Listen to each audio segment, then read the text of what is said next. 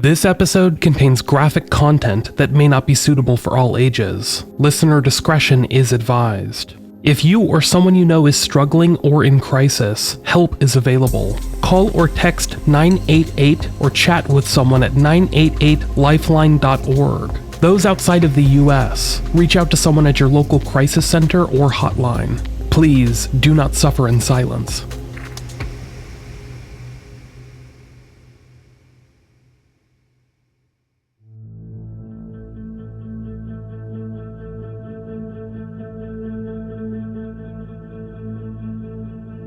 On this podcast, I typically try and cover stories that have been unsolved for a hot minute. Typically, these are stories that haven't received a lot of attention in the past, but of course there are some exceptions. I typically try and find stories that haven't been featured in a lot of other documentaries, podcasts, or received much media attention in general. Not only do I find it more beneficial to do so, but I selfishly enjoy learning about these stories. Digging through newspaper archives or investigative documents to try and find something that hasn't been highlighted yet, that sort of thing. As I mentioned though, there are exceptions. And this episode is one of those exceptions. Not only is it a more recent story, having started to unfold just a few months ago, but it's one that's received a fair bit of media attention, although that has died off significantly over the past month, for reasons we'll explore. Yet, because of its inherently strange nature, it's a story that's been hard for a lot of people to wrap their heads around, mainly because there hasn't yet been a thorough reporting of the facts with a lot of concrete information. Most of the news articles that have covered it so far cover only a small portion of it, and the online forums are rife with speculation, so it's hard to determine what's fact and what is rumor. This episode will be my attempt at trying to make some sense of it, based on the information that's been released thus far. This is the story of Blake and London Deven.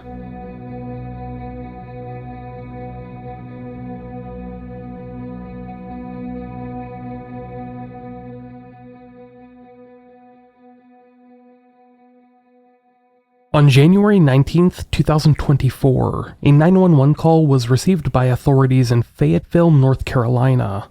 The caller was a woman who identified herself as Blake Deven, who you'll learn more about in a bit. For now though, I'll let you hear the call for yourself, so that you can learn what authorities learned as they learned it. Fayetteville 911, what's that? Just your emergency? Retail Drive. Alright, say that address one more time for me, please. Berrydale Drive.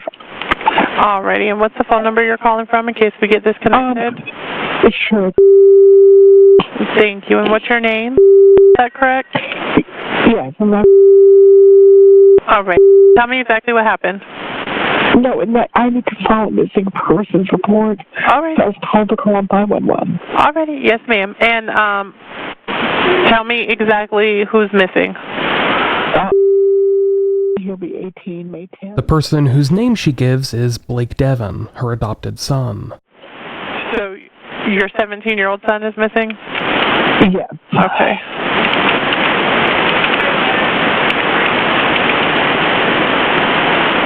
Alrighty.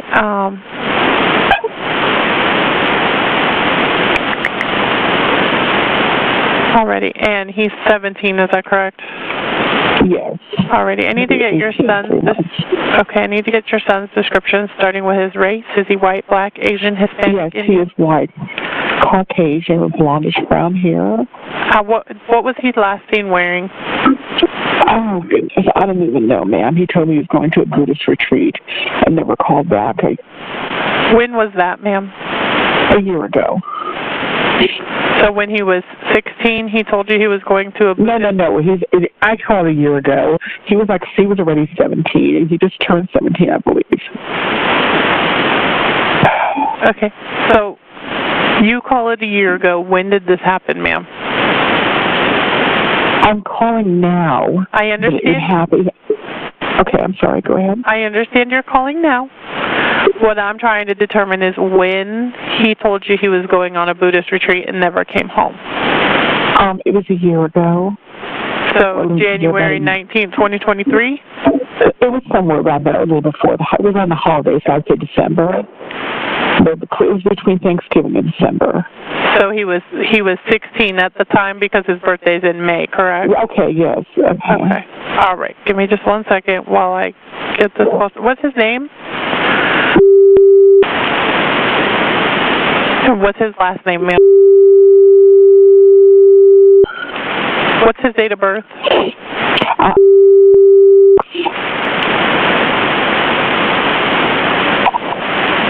And this is your son, is that correct? Yes.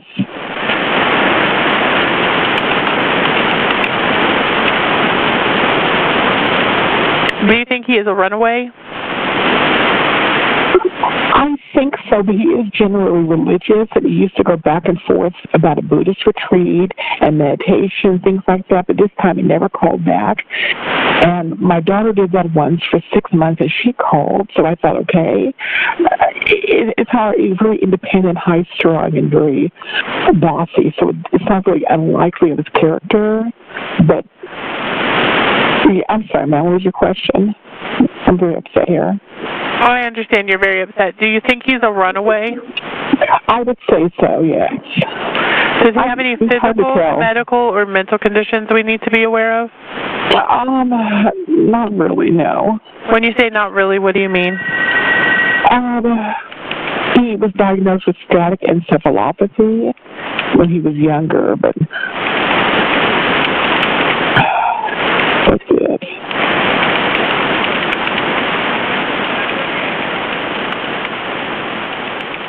What the dispatcher is struggling to type into her notes is static encephalopathy, a type of brain damage sustained by children, usually in the womb.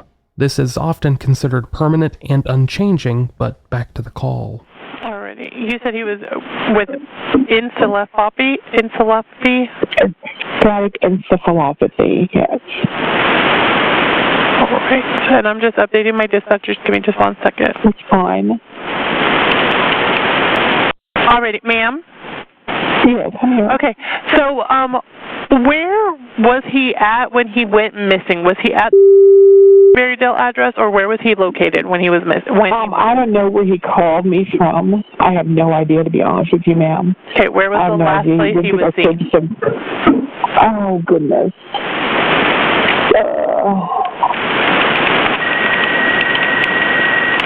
I would say a restaurant. I'm just trying to think what's going on. One moment, ma'am. I'm trying to backtrack here. Oh, gosh.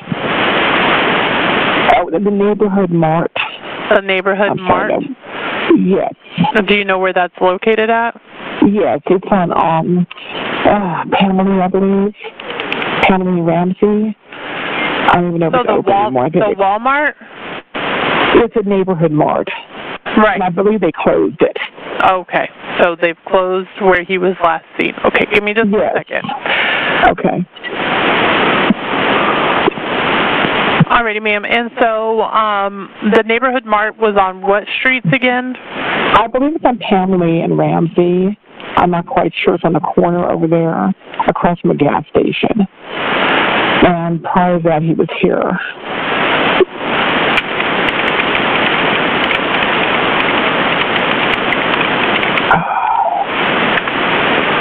Alrighty, ma'am. And are you at now? I am, yes. Okay. I am. And when did you last see him? I believe when I told you during those holiday times, about a year and a half ago. So what holiday times? The last holiday, it was between Thanksgiving and Christmas. Around November, 2023 or 2022? Oh, goodness gracious. 22. Okay.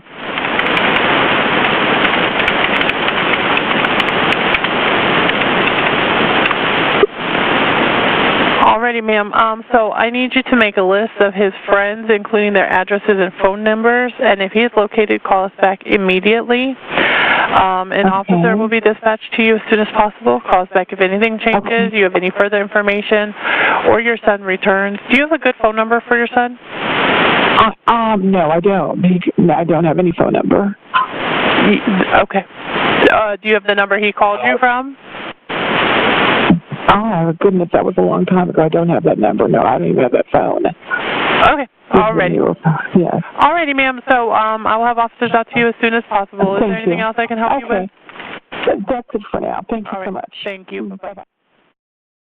At the time he was reported missing by his adoptive mother just earlier this year, in January of 2024, Blake Julian Trenton Deven was 17 years old. But as you just heard, he had not been seen or heard from by his mother in over a year, dating back to when he had been about 15 years old. Blake's biological mother, Felicia Chandler, wasn't told about his disappearance until weeks later, in February, and that's because officers with the Fayetteville Police Department contacted her, hoping to learn more about the missing boy. Because of the information they had received from his adoptive mother, Avante Deven, they believed him to be a runaway.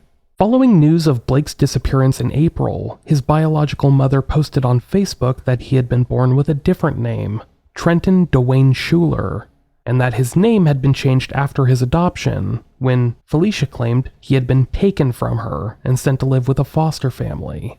He had reportedly been removed from her home and placed into foster care due to abuse allegations, which it's worth noting Felicia Chandler has denied. But regardless, Blake was sent to live in the foster system, and ultimately ended up in the care of Avante Emerald Deven, who adopted him in July 2013 alongside two of his biological brothers, both of whom were younger than Blake. It's publicly unknown just how many kids Avante adopted, but there were at least these three, along with a daughter, London, who was years older than the rest. In 2015, Avante and her adopted kids relocated from Buncombe County to Cumberland County, both within the state of North Carolina. But per a statement by officials with Cumberland County, they had little knowledge of Blake living there with his family. Back before he had been adopted, Blake and his siblings had been enrolled in public school. But after getting adopted, they would become homeschooled by their new mother, Avante. Miranda Miller, Blake's biological aunt, told news publication WRAL, "As far as we know, from the time she got them, she homeschooled them." At the time Blake was reported missing earlier this year, his biological relatives hadn't seen him in approximately 5 years, dating back to before the COVID-19 pandemic. When they learned that Blake had not been seen since at least 2022, they were shocked, as well as horrified, since the person that had been entrusted to watch over Blake had clearly failed. Per his biological mother, Felicia Chandler, "How can a child be missing for 2 years, or even a second?" Miranda Miller, Blake's biological aunt, stated, "It just baffles me why this kid has been missing for at least 2 years. Nobody, it seems, had reason to believe that anything had happened to Blake Deven until January 19th of this year, when his mother, 61-year-old Avante Deven, called 911 to report him missing. In the call, which you heard just a few minutes ago, she struggled to recall when and where she had last seen or talked to him, only that it had been at least a year beforehand. She hinted at him being a runaway, having gone off to a Buddhist retreat, but giving up very little of substance during the call. While there has been no official word on what the actual police response was, it seems like little was done at the time. By all indications, Blake was treated as a runaway, and that was that, for the time being at least.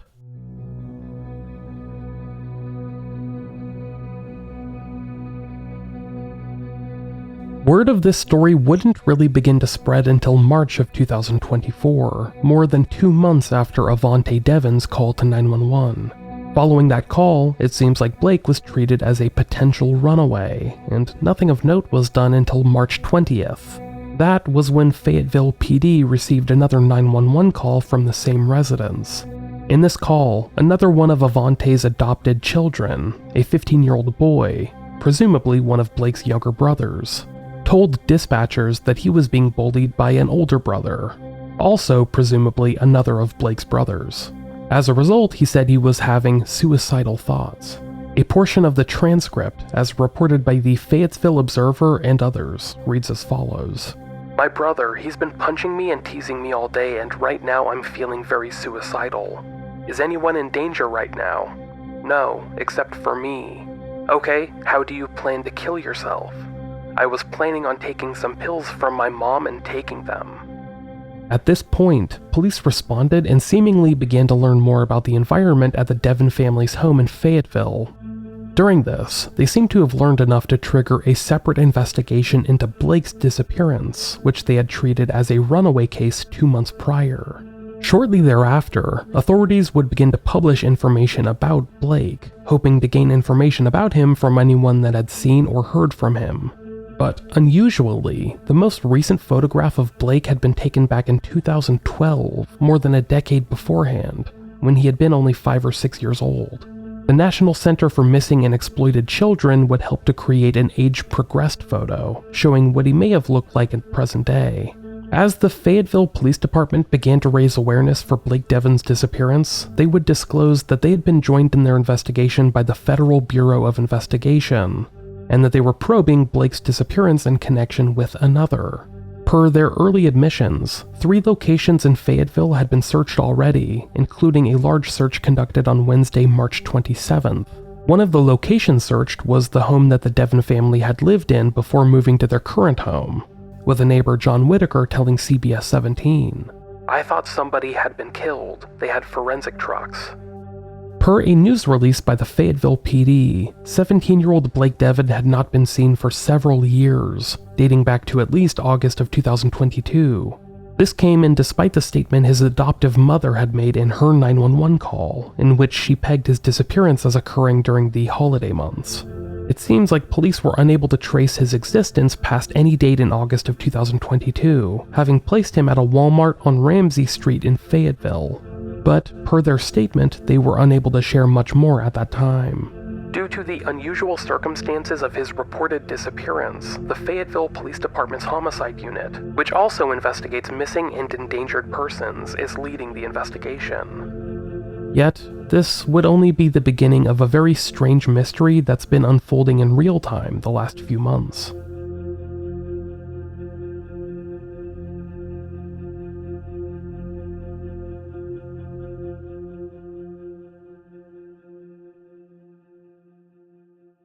Just days after the public first became aware of Blake Deven's disappearance, they would learn about another disappearance linked to his adoptive family. 27-year-old London Deven, another one of the children adopted by Avante, had not been seen since 2019. At that time, she had been 23 years old and was reportedly last seen in Fayetteville, but the circumstances surrounding this last known sighting remain clouded in mystery. As was the case with Blake, the only photo made available of London was from years beforehand, when London was just a child. The photo released by police had been taken back in 2007, when she was just 12 years old, and did not fully resemble the young woman she had been when she went missing. Sadly, there was never a missing persons report filed for London.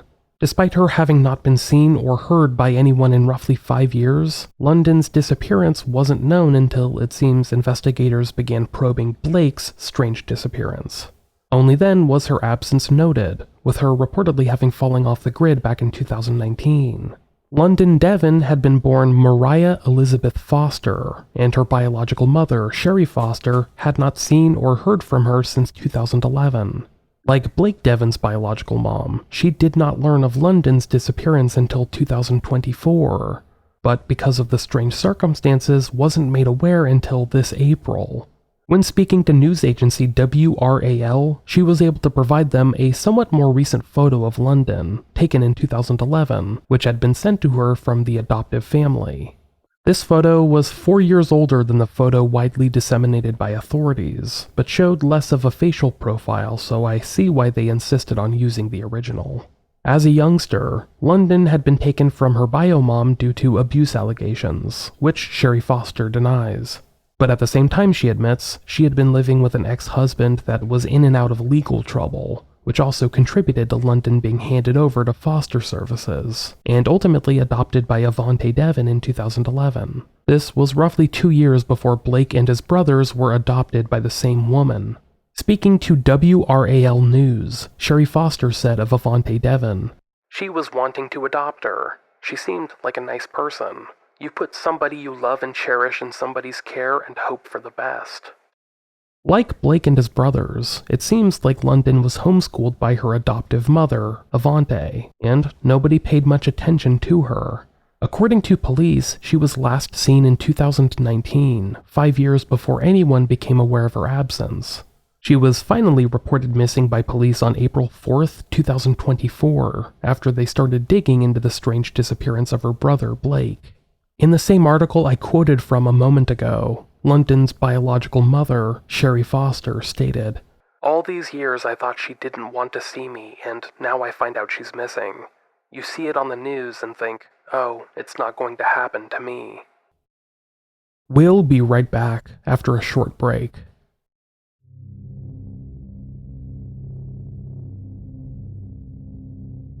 On April 5th, 2024, Fayetteville Police Chief Kem Braden held a press conference, and in it began to disclose details about their ongoing search for Blake and London Deven. However, because of these specifics, he had to remain pretty vague and cagey about certain details. All right, good afternoon. I'm Chief Kem Braden of the Fayetteville Police Department. The Fayetteville Police Department and the FBI are seeking the public's help in 2 missing person investigations.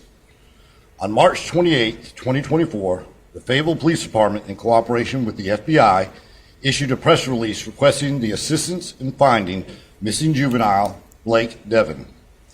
As detectives conducted their investigation into the whereabouts and safety of Blake, we learned another family member, London Deven, was not present in the home and her whereabouts are currently unknown.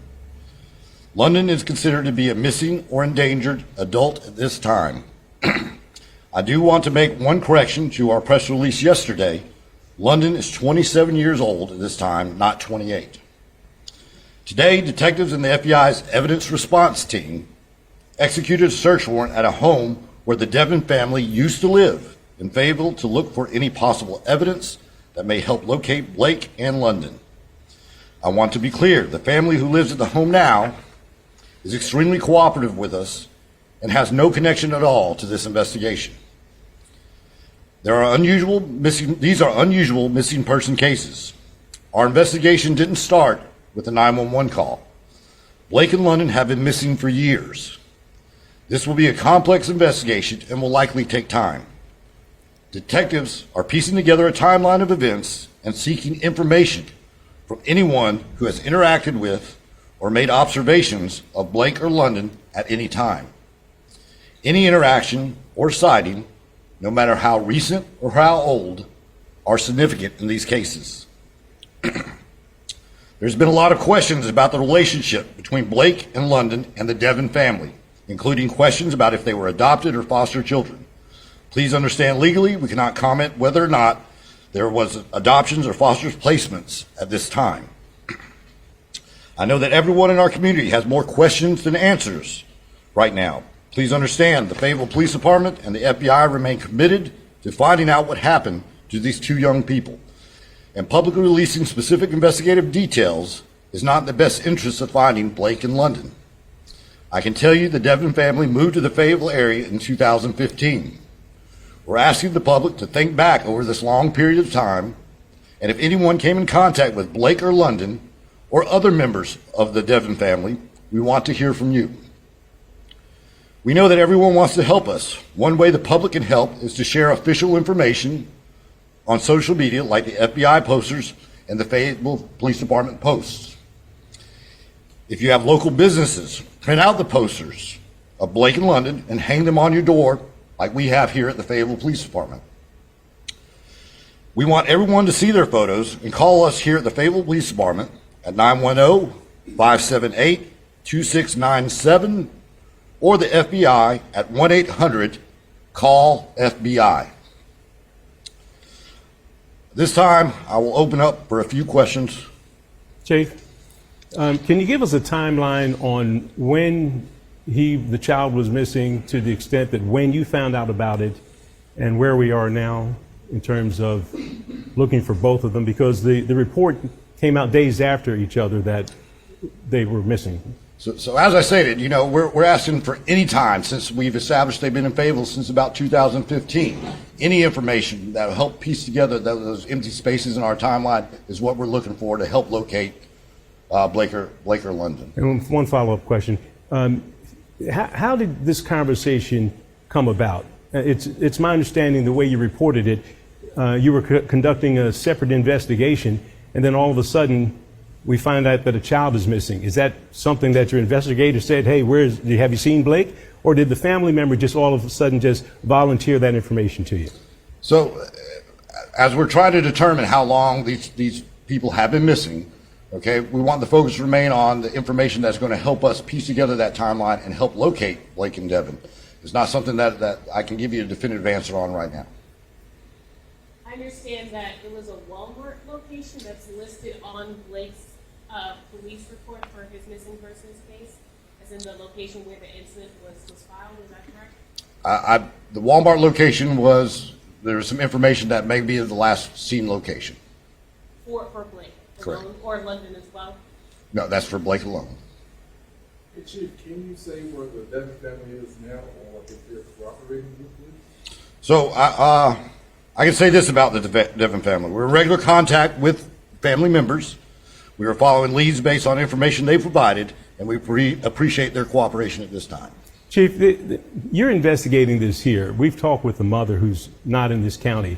You have the FBI here, so this clearly crosses either county lines or state lines. Where did the child end up with whatever parent or wherever they were? Did that involve Cumberland County Social Services at all, or another county social services? I can tell you why the FBI has probably investigated more missing persons than any other agency that I know of. And they have assets and resources that are assisting us in this investigation. I can't say any further as to why or what further participation they have at this point in time. Can the FBI talk to us? Okay. Can you tell us anything about why, in Blake's case, it's reported that he was last seen in 2022, but according to that report, the family came to you all and said that he's missing in January this year? So remember, I said we're trying to piece together a timeline. We're taking information that we're receiving from all different sources, and we're trying to put a factual timeline together. So again, that's why we're asking for the public's help in locating Blake in London with anybody that may have information over the past several years. So again, it's about putting that timeline together at this point in time. Chief, you've got two kids here who have been missing for some time now. There's got to be some accountability somewhere, either with the Department of Social Services somewhere, with a foster parent, or with original parents.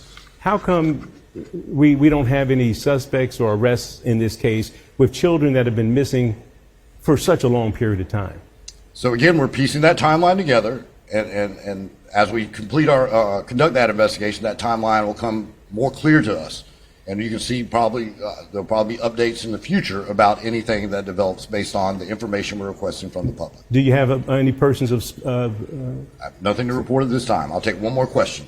Can you comment on any of the 3 locations that were searched by the police and the FBI prior to this press conference? All I can say is they're active investigations. We're conducting our searches of those places, and as part of that ongoing investigation into Blake and London's disappearance. I'm sorry, with that residence that you searched recently, was that the one on Unity Drive where they used to reside? We're not going to discuss specific locations. Those are all part of those search warrants. All right, thank you. Chief, can I throw in one quick question?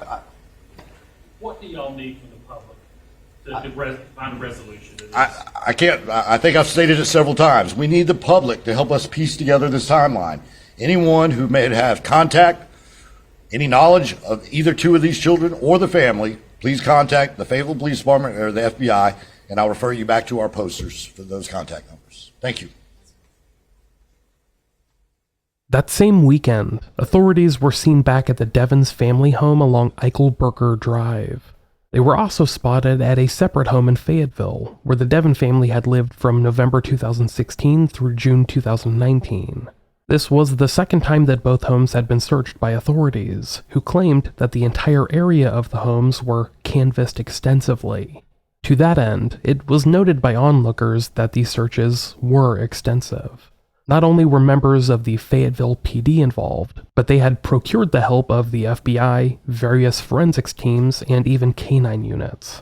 It's unknown what they found during these searches, because police have remained very tight-lipped about their ongoing investigation since they first announced it back in April. Meanwhile, various neighbors of the Deven family began to speak to the press, recounting their experiences to outlets like WRAL News, who I've mentioned a few times this episode just because their coverage of the story has been the best I've found. One neighbor, James Howard, said that he had scattered memories of London Deven from years prior, dating back to 2018 or so. The girl would come out and stand by the mailbox and she would smoke a cigarette. At that time, she was probably about 17 years old. It's possible that Mr. Howard's memory was a bit wonky, and this was from a few years prior, or maybe London Deven just looked younger than she was. I only say that because in 2018 she would have been about 22 years old. But regardless, James Howard told WRAL that he had more distinct memories of London's younger brother, Blake. I've seen him enough because he was actually roaming the yard and the house and stuff doing things. I saw him run across the street and he almost got hit by a car. That's what really brought him to my attention. Probably about a month later, the lady came across and said she had sent him back to the state. This statement is quite notable because in it, James Howard is claiming that Blake's adoptive mother, Avante Deven, says that she sent him back to foster care. I'm not sure if this was a statement meant in jest or not, but London's disappearance at around the same time, followed closely by Blake's, indicates that it might not have been. However, where she sent them was definitely not the state, because Blake and London are still missing.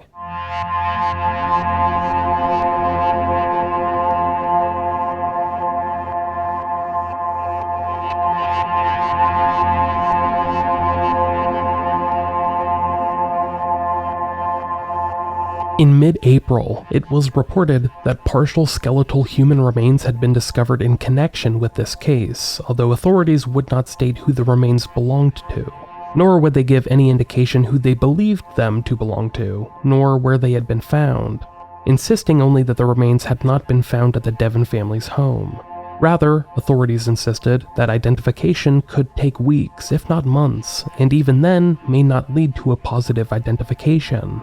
Roughly 2 months later, this refusal to detail what they had found, along with the when and the where, remains in place.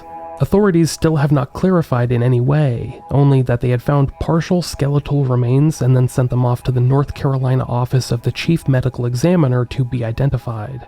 After this discovery came to light, the biological mother of London Deven told CBS 17 that the FBI had visited her in her home and asked for a swab of DNA, likely to compare to the remains. She claims that she wasn't told much, and after that, had to simply hope that whatever remains they had found did not belong to her daughter.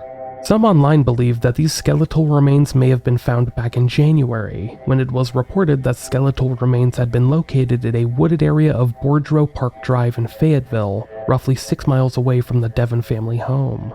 This news was reported just days before Avante placed her 911 call to authorities. But this remains just a guess at this juncture, with authorities remaining very tight-lipped about what they discovered.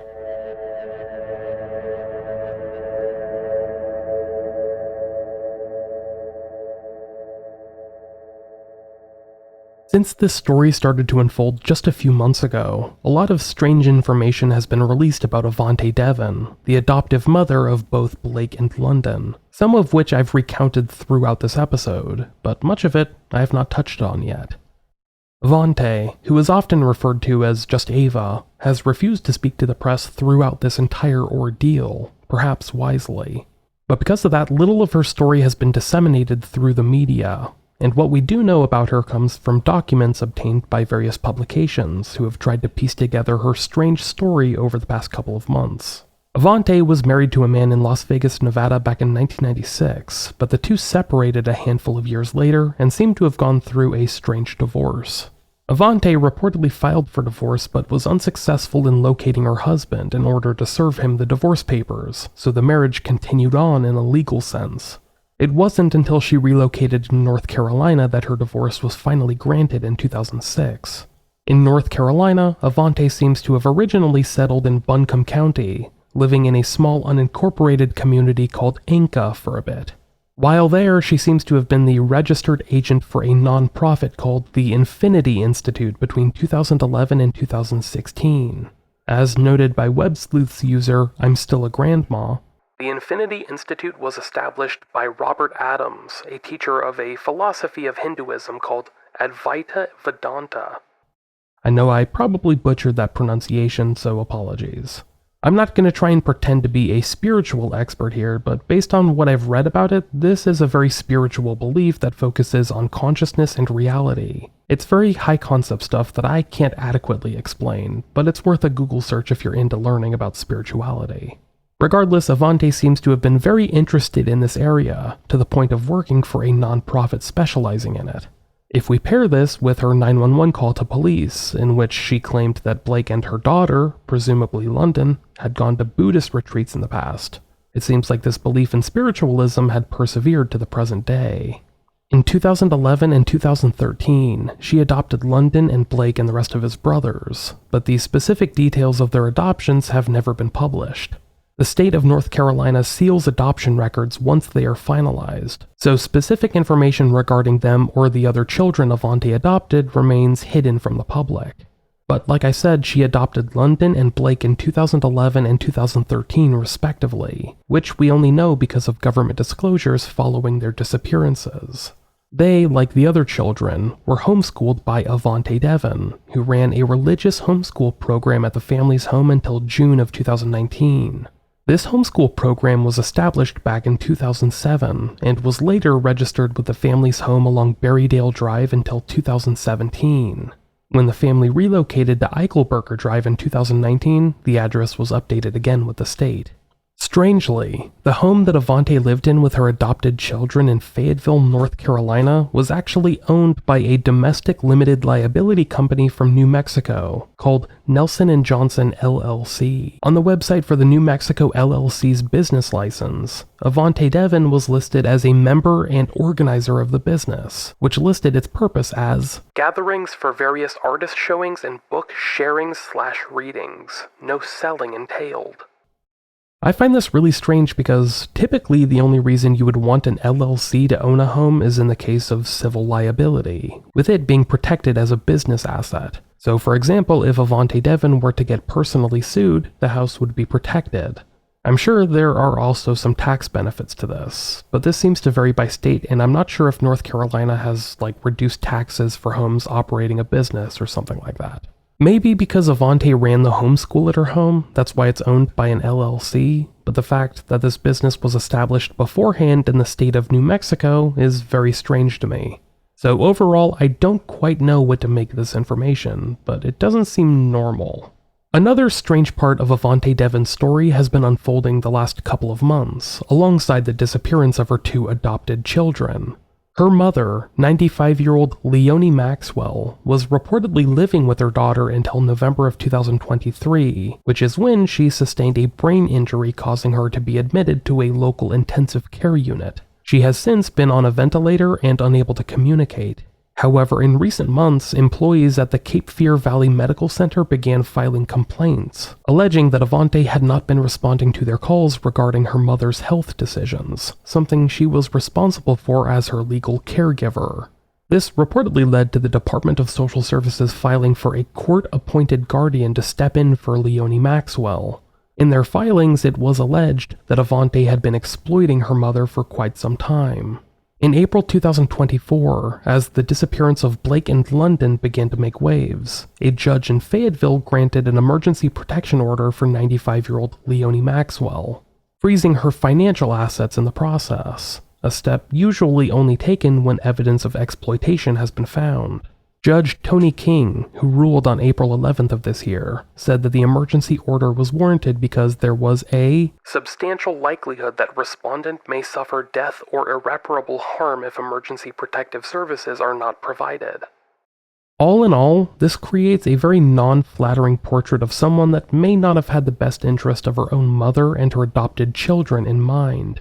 Not only is Avante losing guardianship of her mother, it seems, but she is also likely in the crosshairs of investigators, who continue to try and locate two of her adopted children.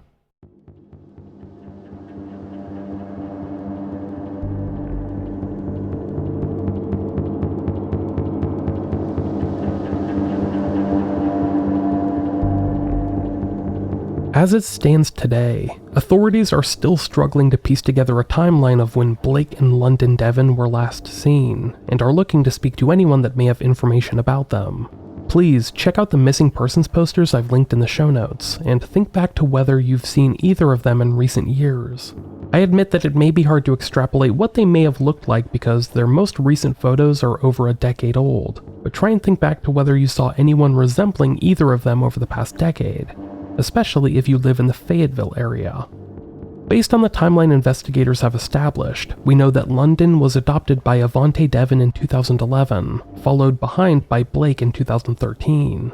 In 2015, the family relocated to Fayetteville, and from there they seem to have started to fall off the grid. In 2019, London was last seen alive, and Blake was reportedly last seen at a Walmart on Ramsey Street in 2022. Since then, neither have been seen or heard from by anyone, and investigators are looking to fill in all of those gaps. As of this episode's recording, the case remains open and completely unsolved. Blake Deven would now be 18 years old, an adult, and London would be roughly 28. Anyone with information about these two is encouraged to reach out to the Fayetteville Police Department at 910-578-2697. You can also reach out directly to the FBI at 1-800-CALL-FBI, or submit a tip online at tips.fbi.gov. Because this is an unfolding case, it is likely that we will be getting updates. Hopefully sooner rather than later, and hopefully with good news. Based on the discovery of skeletal remains not too long ago though, I remain doubtful.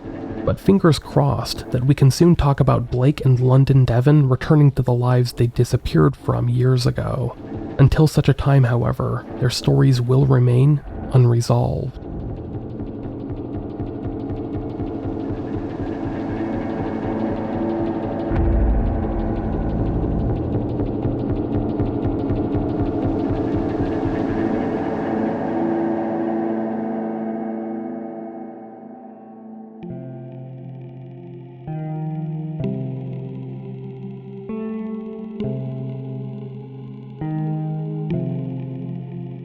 Thank you for listening to this episode of Unresolved. This episode was researched, written, hosted, and produced by myself, Micheal Whelan. The music throughout the episode was also composed by myself, except where noted in the show notes. The producers for this episode, who support the show each month on Patreon, include Roberta Jansen, Sarah Moscaratolo, Ben Crocum, Scott Meesey, Marion Welsh, Jacinda Class, Lauren Nicole, James Weiss, Crystal J., Alex Kalergopoulos, Annie Broad, Stephen Diaz, Ridis Bauza, Heather Fiddler, Anna T., and Brutalist. Thank you all for your support. I would also like to shout out the other patrons who continue to support the show. You can become a producer or a patron by heading to patreon.com/unresolvedpod, where you can get access to our entire archive of bonus episodes, as well as the Patreon exclusive show, Resolved. Before we wrap things up, I would like to once again encourage anyone listening to leave the podcast a good review on Apple Podcast, Spotify, or wherever you get your shows. Those really do go a long way. Thank you all for listening, and I will be back with another new episode soon.